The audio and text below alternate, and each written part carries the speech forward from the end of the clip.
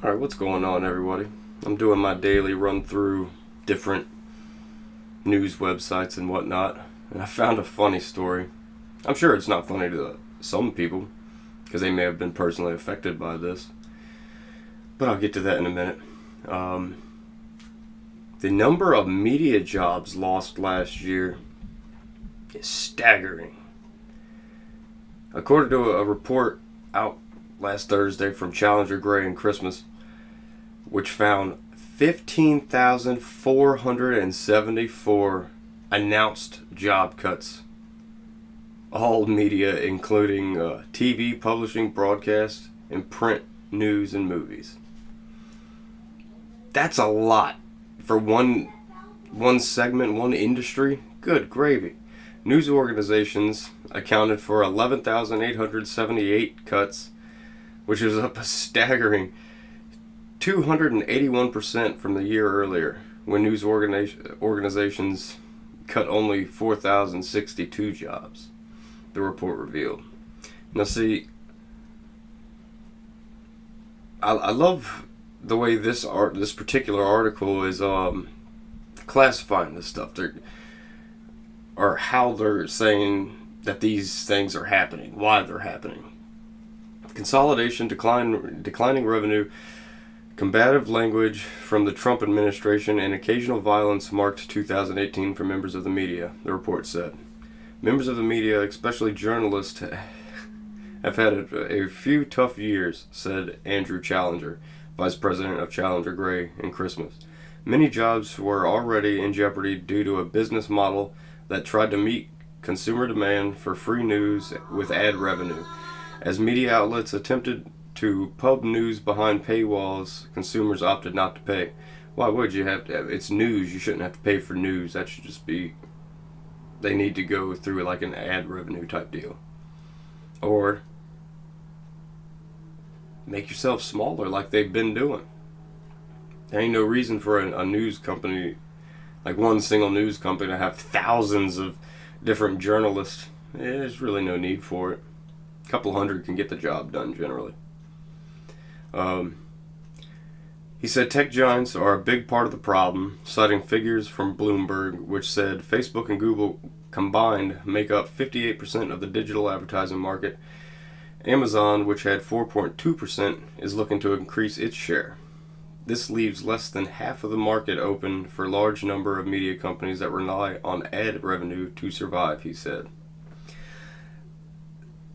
And then it just goes on. I'll put a link in the description, but it just goes on and on and on about... They don't... See, we, the people, know why these places are failing. Because if you look at the numbers and which actual media companies are being really affected by this, I hate to tell some of the people, but it's left-wing and really hard left-leaning publications that are having issues. Conservative news groups are actually doing really well. So some conservative groups are in the very top echelon of media, because they're not reporting like super biased stuff, in opinion pieces all the time. It's I think people are getting sick of having narratives pushed on them by the media. I know I am. It's pretty much my job to read news from left-wing media all the time, and it's just mind-blowing. It really hurts your head when you start to read this stuff, because it's like, good Lord, man. They're constantly pushing these identity politics and just divisive stuff. They don't want America to be united, it seems, just by the way they report. They're always just trying to throw identity politics down people's throat, and I think the people are getting sick of it. It's like, all right, this is getting tiresome. You've made your point. You're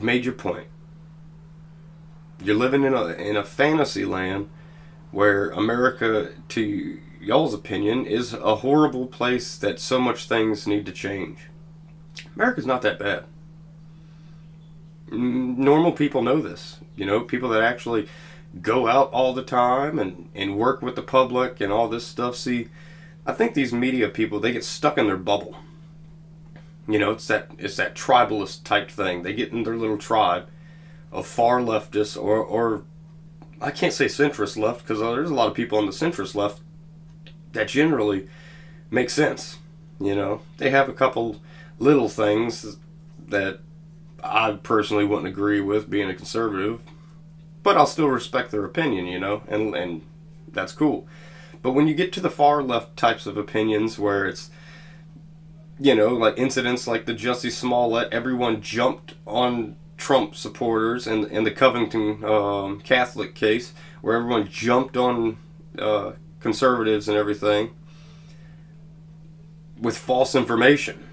They're being fed false information, and they're running with it like crazy.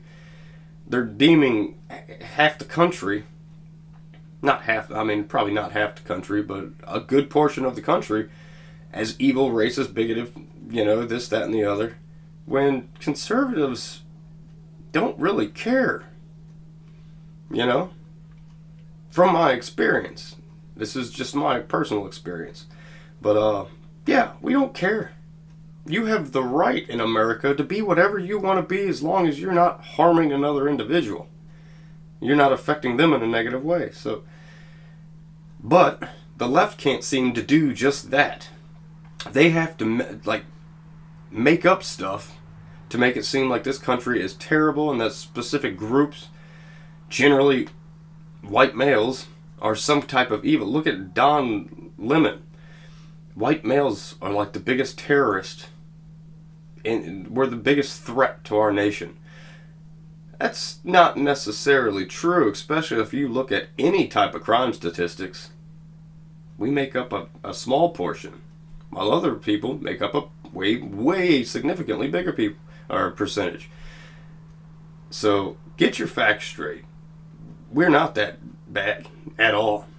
Most white males I know just try to go through their life working and trying to provide for what they have. Provide for their family, provide for themselves if they don't have a family. You know? It's just crazy. The media just thinks that it's declining revenue and all that because of places like Google and Facebook and all that owning all of this advertising, marketing, and whatnot. No. You stop pointing the finger. Look at yourself. Look at your business model. Look at what you promote. When you promote nothing but like hatred and anger and vitriol for a specific group of people, you're gonna decline. You need to be fair and unbiased. And I know with our political landscape, that's pretty hard for especially left-leaning people, because they have Trump derangement syndrome, which is a true thing, I believe, now. After 2 years, and they still just won't get off of them. After investigation and investigation fails, this, that, and the other. I mean, come on. When Trump said the media is the enemy of the people, it can be. Because when you're promoting propaganda and not news, there you go. That is not a recipe for success. But yeah, that's all for that one. I just thought I'd comment on this one because it's really sad, but kind of funny to me. I feel bad for the people who've lost their jobs. No one needs to have their jobs taken, but when you're part of the problem, sometimes you gotta cut out the dead wood.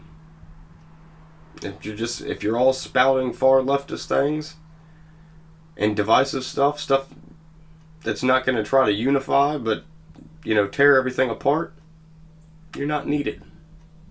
Our country's better than that. Our people are better than that. But as always, like, share, subscribe. I'll catch y'all on the flip side.